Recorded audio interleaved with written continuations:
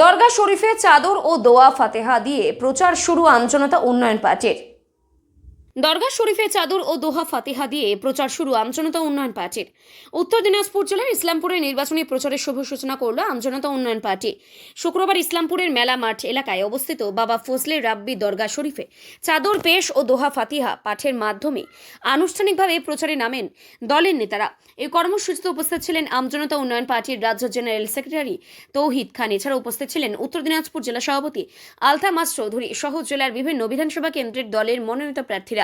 দরগা শরীফে দোহা ফাতিহা পাঠের পর দলীয় নেতারা জানান, আজ থেকেই তারা সাধারণ মানুষের ঘরে ঘরে পৌঁছে দলের বার্তা তুলে ধরবেন। পাশাপাশি বক্তব্য রাখতে গিয়ে কেন্দ্রের বিজেপি সরকার ও রাজ্যের শাসক দলকেও কটাক্ষ করেন তারা।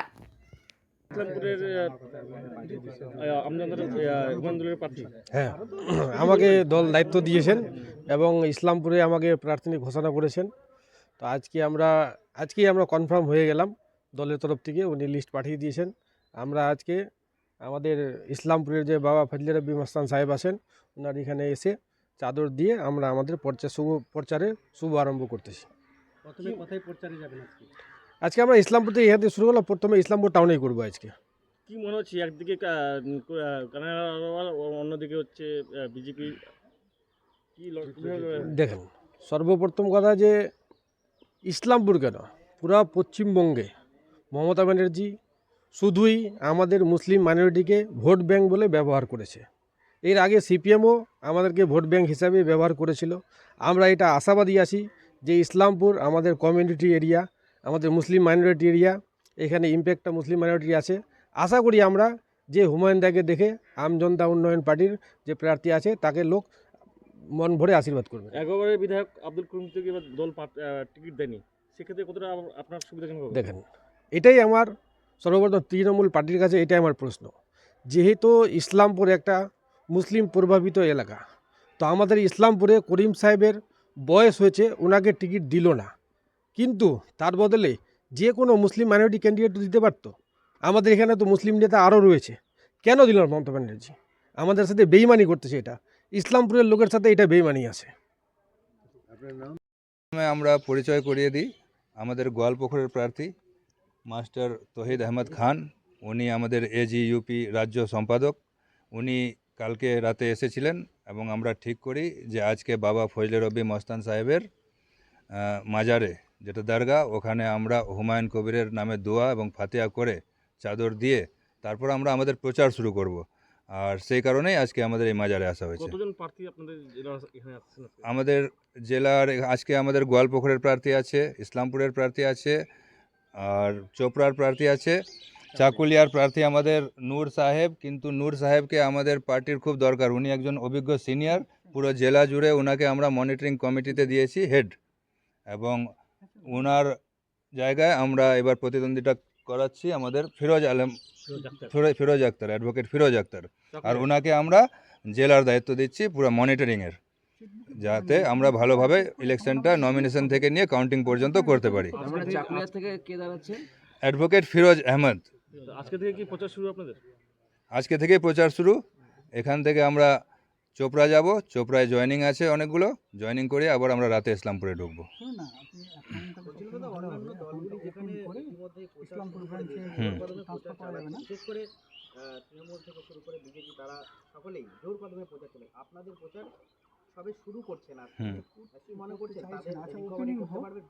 আসলে হুমায়ুন কবির মানুষের মনের মধ্যে বসে গেছেন, আমাদের প্রচার করতে অসুবিধা হবে না। মানুষের সারা, মানুষের ডাকে আমরা এখন বেরোচ্ছি আজকে থেকে, এবং আপনারা দেখবেন আগামী দিনে আমরা কিভাবে জয়ী হচ্ছি এইসব সিটে। হ্যাঁ, আমি আছি। আমাদের প্রার্থী 8টি বিধানসভায় আছে এবং একটাতে মিম রয়েছে করণদিঘিতে। আমরা যেহেতু মাইনরিটি আমাদের জেলা, আমরা পুরোপুরি আশাবাদী 100% যে আমরা জয়ী হব।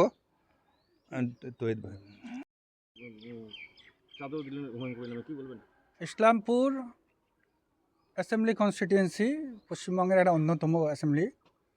দক্ষিণ 24 পরগনায় আমরা বেশিরভাগ অ্যাসেম্বলিতে আমরা কন্টেস্ট করছি। আমজনতা উন্নয়ন party alliance with AIMIM, all India Majlis Ittehadul Muslimin, by the leaderships of Barrister Ashaduddin Waisi and in cooperation and alliance with Humayun Kabir সাহাব।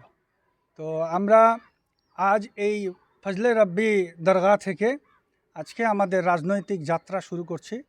আমাদের জেলা প্রেসিডেন্ট মাননীয় আলতামাস চৌধুরী সাহেব রয়েছেন এবং আমরা সারা ডিস্ট্রিক্টের প্রতিটি অ্যাসেম্বলিতে আমরা মুভ করব আজ থেকে, এবং আমাদের যারা ফলোয়ার্স রয়েছেন তাদের প্রত্যেককে আমরা আন্তরিকভাবে রিকোয়েস্ট করছি, বিশেষ করে এআইএমআইএম পার্টির ফলোয়ার্স যারা রয়েছেন এবং আম জনতা উন্নয়ন পার্টি যারা ফলোয়ার্স রয়েছেন, একসঙ্গে আমরা কাঁধে কাঁধ মিলিয়ে এই লড়াইয়ে সামিল হব এই প্রতিজ্ঞা নিয়ে আজকে এখান থেকে আমরা বেরোচ্ছি। প্রচারে কি হুমায়ুন কবির আসবেন?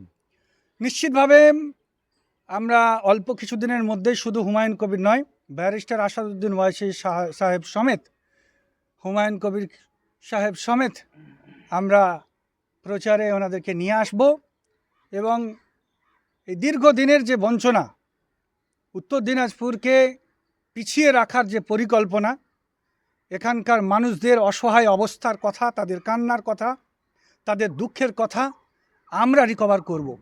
এতদিন পর্যন্ত এই রাজ্য সরকার তথা তৃণমূল কংগ্রেসের দল, তাদের যারা দায়িত্বে ছিলেন তারা কোনোভাবেই নিরীহ অসহায় প্রান্তিক মানুষদের দুঃখের কষ্টের কথা বলেননি।